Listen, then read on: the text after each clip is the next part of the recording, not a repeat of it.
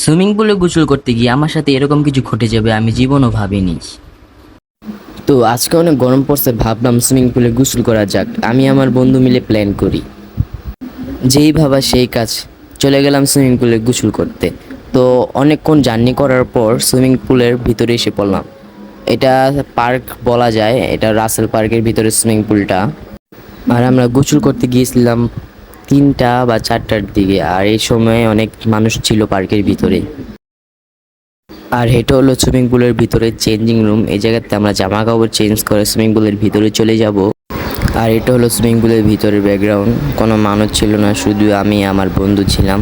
অনেকক্ষণ মজা করি সুইমিং পুলের ভিতরে। আর একটা ছোট ছেলে ছিল। আর সুইমিং পুলে আমাদের এন্ট্রি করতে মাত্র 250 টাকা লাগছে। তো 2-3 ঘন্টা গোসল করার পর আমরা রাত্রে চলে যাই বাসায়। সন্ধ্যা হয়ে গিয়েছে, তাই আমরা বাসায় চলে যাই। তো আজকের ভিডিওটা এ পর্যন্তই, দেখা হবে অন্য কোনো ভিডিওতে। ভিডিওটা ভালো লাগলে লাইক কমেন্ট শেয়ার করে দিবেন।